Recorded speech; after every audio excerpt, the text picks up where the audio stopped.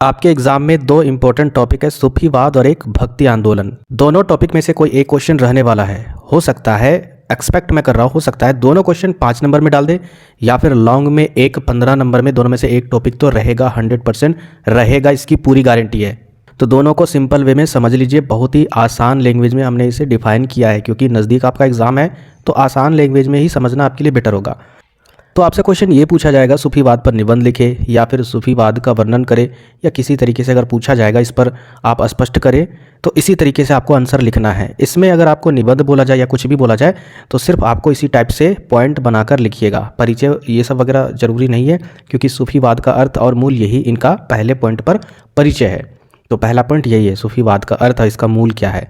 सूफीवाद इस्लाम का आध्यात्मिक पहलू है। ये जो सूफीवाद है ना, वह इस्लाम का आध्यात्मिक पहलू है, जिसमें ईश्वर से प्रेम और मानवता की सेवा को प्रमुखता दी जाती है।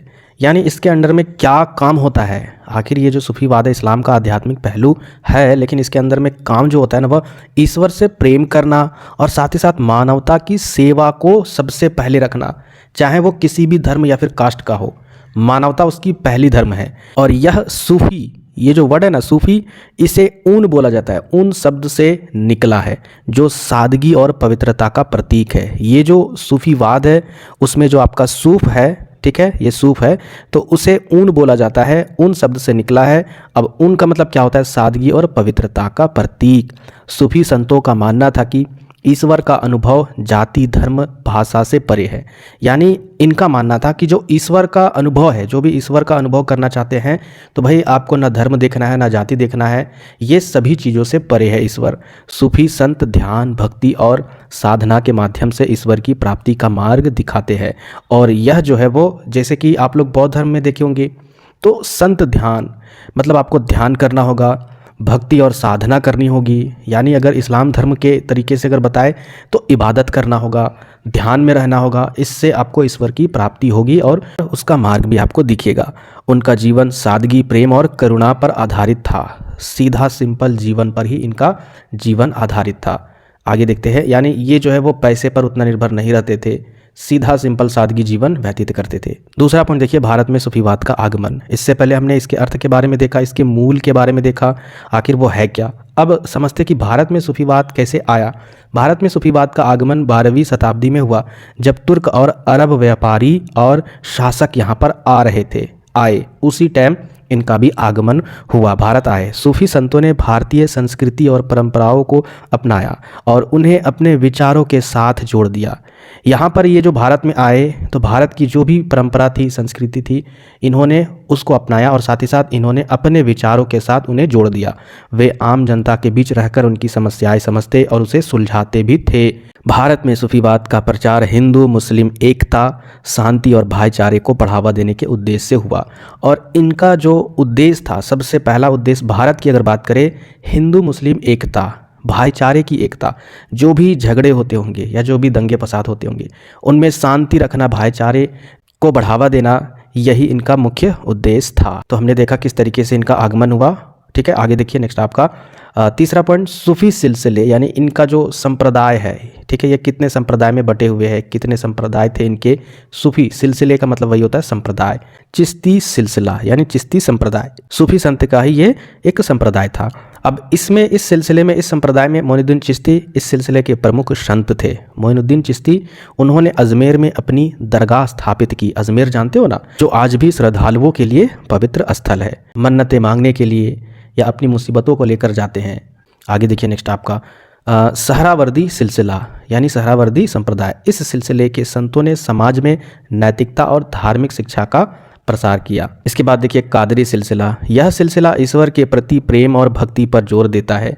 यह जो सिलसिला है वह ईश्वर के प्रति प्रेम और भक्ति पर जोर देता है। इसके अलावा नक्शबंदी सिलसिला, यह ध्यान और साधना के माध्यम से ईश्वर से जुड़ने पर केंद्रित करता है। तो इस तरीके से यहाँ पर टोटल 4 प्रकार के सिलसिले थे। ठीक है, 1 2 3 4। तो आपको कुछ नहीं करना है, बस तीसरे पॉइंट्स पर आपको लिखना है सूफी सिलसिले। ठीक है, उसके बाद फिर यहाँ पर चारों पॉइंट्स को लिख दीजिएगा और 1 2 लाइन 3 लाइन आप डिफाइन कर दीजिएगा। बस ये पॉइंट्स आपका कंप्लीट हो जाएगा, बहुत ही सिंपल है। इसके बाद 4th पॉइंट में देखिए सूफीवाद के सिद्धांत। आखिर इनके सिद्धांत क्या थे, इनका कुछ भी सिद्धांत होगा, बिना सिद्धांत के भाई ये आगे नहीं बढ़ पाते, अपनी बातों को नहीं रख पाते जनता के पास। तो इनका सिद्धांत क्या था, देखिए एक एक करके। प्रेम और करुणा। सूफी संतों का मानना था कि प्रेम ईश्वर तक पहुंचने का सबसे सरल मार्ग है। यानी इनका मानना था कि प्रेम ऐसा चीज़ है जिससे ईश्वर तक आप पहुंच सकते हो। दूसरे नंबर पर देखिए समानता। उन्होंने जाति, धर्म और वर्ग के भेदभाव को नकारा और कहा कि सभी लोग एक है, सभी में एकता होनी चाहिए। तीसरा देखिए यहाँ पर इनका सिद्धांत क्या था, मानवता की सेवा करना। सूफी संतों ने समाज के गरीब और वंचित वर्ग की मदद की, यानी जितने भी छोटे छोटे लोग थे, गरीब थे, तबके के लोग थे, उन्हें आगे बढ़ाया और उनकी मदद की और साथ ही साथ उनकी आवाज़ भी बनी। इसके बाद देखिए साधना और भक्ति। सूफी संत साधना, ध्यान और भक्ति के माध्यम से ईश्वर की प्राप्ति का मार्ग बताते हैं। यानी जैसे कि इस्लाम धर्म में क्या होता है कि इबादत करना, 1 महीने का देखिएगा वो लोग उपवास करते हैं, रोज़ा रखते हैं, तो वो एक तरीके का क्या है, वह एक साधना है, वह एक भक्ति है जिसमें वो विलीन रहते हैं और कहीं ना कहीं वो ईश्वर की प्राप्ति के लिए वह एक मार्ग है। तो उसी तरीके से इनका भी उसी टाइप से था, यानी सूफी संत भी साधना, ध्यान और भक्ति के माध्यम से ईश्वर की प्राप्ति का मार्ग बताते, इबादत करके। आगे देखते हैं, ये तो हो गया आपका इनके सिद्धांत। आप चाहो तो पॉइंट में लिखिएगा या फिर हेडिंग देकर सारे इन सभी चीज़ों को, पॉइंट को आप समझकर वहाँ डिफाइन भी कर सकते हो, कोई दिक्कत नहीं है। आगे बढ़ते हैं। 5 नंबर पॉइंट, भारत पर सूफीवाद का प्रभाव। अब भारत में आए तो इसका क्या प्रभाव हुआ, सूफीवाद जो आए कुछ तो प्रभाव हुआ होगा। तो देखिए पहला, धार्मिक सहिष्णुता। सूफी संतों ने हिंदू मुस्लिम एकता को बढ़ावा दिया। यानी सबसे पहला प्रभाव हुआ कि यहाँ के लोग जो धर्म और जाति को लेकर भेदभाव में रहते थे वह एक होना स्टार्ट हो गए, जो भी इनकी बातों को मानते थे। तो सूफी संतों ने हिंदू मुस्लिम को एक करके रखने का निर्णय किया और अपने चीज़ों से, अपने शिक्षाओं से सभी को प्रेरित किया। दूसरा प्रभाव देखिए भक्ति आंदोलन। सूफीवाद ने भक्ति आंदोलन को प्रेरित किया, जिसमें संत कबीर, मीराबाई और गुरु नानक जैसे संत शामिल थे। ये जो सूफीवाद है, इनका प्रभाव भक्ति आंदोलन पर भी पड़ा। इनका सिद्धांत था, तो इनके सिद्धांत को देखकर कहीं ना कहीं भक्ति आंदोलन के लोग भी क्या हुए, इनसे प्रेरित हुए, मोटिवेट हुए कि हमें भी कहीं ना कहीं आगे चलकर भक्ति आंदोलन करनी चाहिए। और इस आंदोलन में कबीर, मीराबाई, गुरु नानक जैसे संत शामिल थे। आगे देखिए संगीत और कला। सूफीवाद ने भारतीय संगीत, विशेष रूप से कव्वाली और सूफी गायन को समृद्ध किया। यानी भारत में जो कव्वालियाँ बजती है और जो भी यहाँ पर संगीत है, ठीक है, जो दरगाहों पर बजती है, वो इन्हीं का देन है। ठीक है, चलिए आगे देखते हैं। नेक्स्ट आपका सामाजिक सुधार। सूफी संतों ने सामाजिक बुराइयों के खिलाफ आवाज़ उठाई और लोगों को नैतिकता और सहिष्णुता का संदेश दिया। तो इन बिंदुओं के आधार पर भारत में सूफीवाद का प्रभाव हुआ। आगे देखिए 6वां नंबर पॉइंट है आपका प्रमुख सूफी संत। अब प्रमुख सूफी संत कौन कौन थे ये आपको देखना है। तो पहला देखिए यहाँ पर ख्वाजा मुइनुद्दीन चिश्ती, अजमेर, यानी इनका जो दरगाह है वो अजमेर में है। उन्हें गरीब नवाज के नाम से भी जाना जाता है। इसके अलावा निज़ामुद्दीन औलिया, ये दिल्ली में इनका दरगाह है। उन्होंने प्रेम और भाईचारे का संदेश दिया। इसके अलावा देखिए तीसरे नंबर पर बाबा फरीद, पंजाब में सूफीवाद के प्रसार में उनका योगदान महत्वपूर्ण है। इसके अलावा नेक्स्ट आपका शेख सलीम चिश्ती, अकबर के समय के प्रमुख सूफी संत थे। देखिए ये पॉइंट मैं इसलिए बता रहा हूँ क्योंकि इसी पॉइंट के आधार पर आपको मार्क्स मिलेंगे। अगर आप सोचिएगा कि नहीं ऐसे से डिफाइन कर दो आराम से, ऐसे नहीं मिलेगा आपको नंबर। ये चीज़ें दिखनी चाहिए एग्जामिनर को, ये हेडिंग वगैरह चीज़ें। तो प्रमुख सूफी संत 1, 2, 3, ठीक है, और ये 4 थे। आगे बढ़ते हैं। नेक्स्ट आपका सूफी दरगाहें। सूफी दरगाहें आध्यात्मिक और सांस्कृतिक केंद्र है। सूफी दरगाहें किसे बोला जाता है अगर पूछा जाए तो जो सूफी दरगाह है वह एक आध्यात्मिक और सांस्कृतिक केंद्र था। वहाँ पर जो भी सूफी संत होते थे वह जो भी उनका सांस्कृतिक चीज़ें होती थी वह वहाँ पर करते थे। अजमेर शरीफ हो गया सूफी दरगाहें में, अगर देखा जाए तो अजमेर शरीफ, हज़रत निज़ामुद्दीन औलिया की दरगाह और बाबा फरीद की दरगाह, ये जो है ना ये सूफी दरगाहें हैं। श्रद्धालुओं को आकर्षित करती है। ये दरगाहें सभी धर्मों के लोगों के लिए खुली है। यहाँ प्रेम, शांति और समानता का वातावरण होता है। लोग यहाँ आकर प्रार्थना करते हैं और आध्यात्मिक शांति प्राप्त करते हैं। तो ये हो गया सूफी दरगाहें। लास्ट और 7 नंबर पॉइंट। इसके बाद आपको लिखना है निष्कर्ष। निष्कर्ष में आप क्या लिख सकते हो, सूफीवाद ने भारत में शांति, भाईचारे और धार्मिक सहिष्णुता को बढ़ावा दिया। सूफी संतों ने प्रेम, करुणा और मानवता की सेवा के माध्यम से समाज को एक नई दी। उनकी शिक्षाएं आज भी असरदार है, यानी प्रासंगिक है और हमें एकता, प्रेम और सद्भाव का मार्ग दिखाती है। सूफीवाद ने भारतीय समाज को आध्यात्मिक और सांस्कृतिक रूप से समृद्ध किया है। चलिए ये तो क्वेश्चन हो गया आपका सूफीवाद। अब यहाँ पर नेक्स्ट करते हैं भक्ति आंदोलन। ये भी इम्पोर्टेंट है और बहुत ही सरल भाषा में लिखी गई है। आप देखिए सबसे पहले नंबर 1 पॉइंट पर परिचय और पृष्ठभूमि आपको देना है। तो किनके बारे में? भक्ति आंदोलन के बारे में। और अगर ये क्वेश्चन आ जाएगा तो ये बहुत ही ईजी है, ठीक है, आराम से सभी का बन जाएगा। भक्ति आंदोलन 8वीं से लेकर 17वीं शताब्दी के बीच भारतीय समाज में एक महत्वपूर्ण सुधार आंदोलन के रूप में उभरा था। यानी ये जो भक्ति आंदोलन था वह 8वीं से लेकर 17वीं शताब्दी के बीच में समाज सुधार के लिए महत्वपूर्ण आंदोलन के रूप में उभरा था। यानी समाज में जो भी चीज़ें थी उनको सुधारने के लिए। अब क्या क्या यहाँ पर प्रॉब्लम था वो देखिए। उस समय समाज में जाति को लेकर बहुत ही ज़्यादा भेदभाव था। धार्मिक कर्मकांड और ब्राह्मणवादी पाखंड से पूरा भरा पड़ा था, ग्रस्त था। आम लोग धर्म के नाम पर शोषित हो रहे थे। जो भी आम लोग थे, यानी राजघराने के लोग अगर नहीं हैं, नॉर्मल जनता है, गरीब है, पिछड़ा वर्ग का लोग है, तो वह शोषित हो रहा था। और धर्म को केवल बाहरी आडंबर समझा जाता था। बाहरी आडंबर का मतलब होता है दिखावा। धर्म को केवल दिखावे के रूप में लिया जाता था। भक्ति आंदोलन ने इन कुरीतियों का विरोध किया और भगवान के प्राप्ति, सच्चे प्रेम व समर्पण को ही मोक्ष का मार्ग बताया। इस आंदोलन ने सरल भाषा में धर्म के गुण रहस्यों को जन सामान्य यानी जनता तक पहुंचाया और समाज में धार्मिक और सामाजिक समानता का संदेश दिया। यानी इस आंदोलन ने क्या किया कि भाई ये जो तुम काम कर रहे हो ना, ये ज़रूरी नहीं कि ये सारे काम करोगे तभी आपको ईश्वर मिलेगी, मोक्ष मिलेगी। सरल कामों से भी, आसान चीज़ों से भी ईश्वर की प्राप्ति होती है। और उन सभी महत्वपूर्ण रहस्यों को जनता तक इन्होंने पहुंचाया। आगे बढ़ते हैं, नेक्स्ट पॉइंट आपका मुख्य सिद्धांत। अब इनके जो भी सिद्धांत होंगे वो हम लोग देखेंगे, क्योंकि किसी भी आंदोलन या फिर किसी भी भक्ति आंदोलन का अपना एक सिद्धांत होना मस्ट है। सिद्धांत के बिना भाई वो कैसे काम करेंगे, वो अपने आंदोलन को कैसे बढ़ाएंगे, ये पॉसिबल ही नहीं। इसीलिए सिद्धांत एग्जाम में जरूर लिखिएगा। तो भक्ति आंदोलन के मूल सिद्धांत सरल और सार्वभौमिक थे। यानी इनका जो सिद्धांत था वो आसान था, ज़्यादा टफ नहीं था। सार्वभौमिक मतलब सभी के लिए था, सभी के लिए। अब ये पर्टिकुलर एक हिंदू के लिए नहीं था, मुस्लिम के लिए भी था, सिख के लिए भी था, ईसाई के लिए भी था, जैन के लिए भी था, बौद्ध के लिए भी था, सभी के लिए। इसने यह सिखाया कि भगवान को प्राप्त करने के लिए ना जाति, धर्म, लिंग या फिर वर्ग का कोई बंधन नहीं है। आप किसी भी कैटेगरी से आते हो, आपको भगवान, ईश्वर, अल्लाह, आप जिसे भी मानते हो, प्राप्ति हो सकती है। लेकिन उसका तरीका जो है ना वो जैसे तैसे नहीं होना चाहिए। प्रेम भाव, सद्भाव, लोगों से प्रेम, करुणा आपको रखनी होगी, लोगों की मदद करनी होगी, वगैरह वगैरह चीज़ें, तभी आपको ईश्वर की प्राप्ति होगी। अब धार्मिक बने हो और गरीब की मदद ही नहीं कर रहे हो, पूरा पूजा पाठ कर रहे हो, पूरा पैसा बहा रहे हो, क्या आपको ईश्वर की प्राप्ति होगी? बिल्कुल भी नहीं होगी।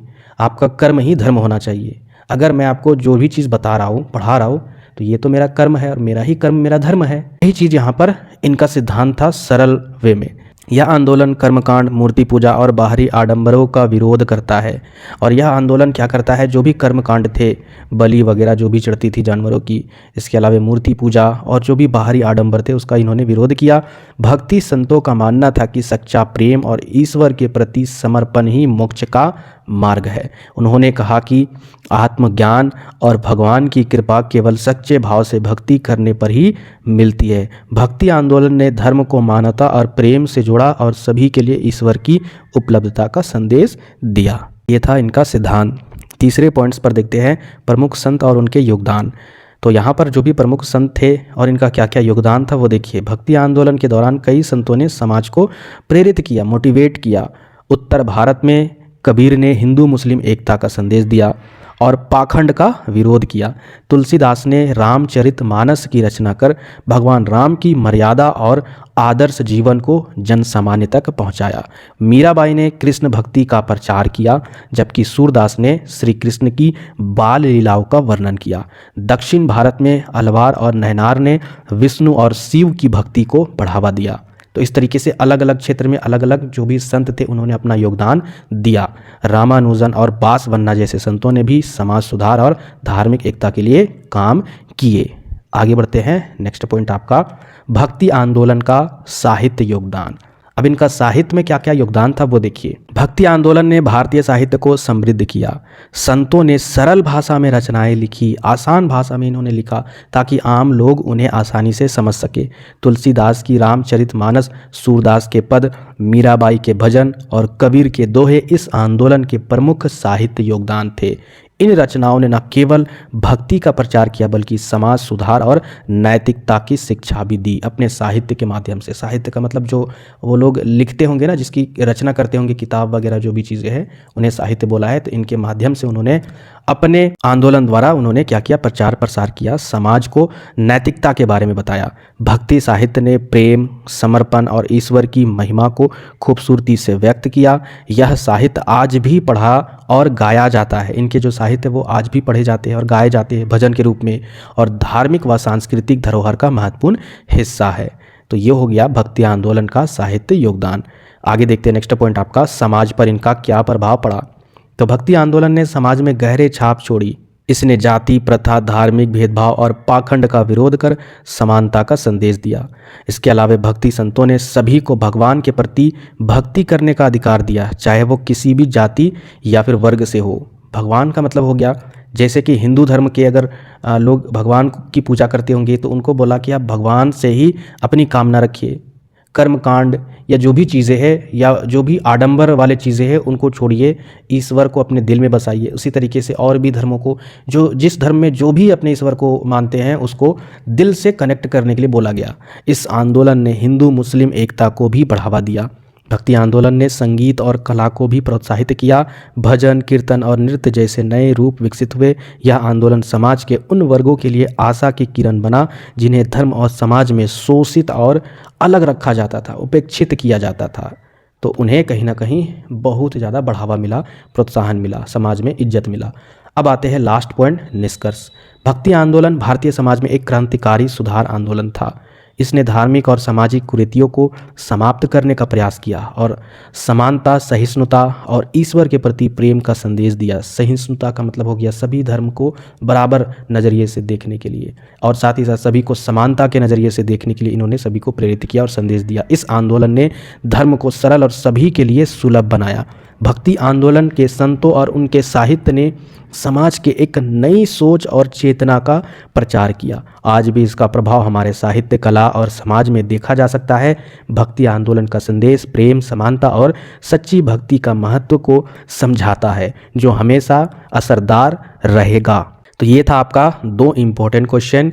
दोनों को आप अच्छे से समझ लीजिए क्योंकि ये क्वेश्चन आपके एग्जाम में आने वाले हैं।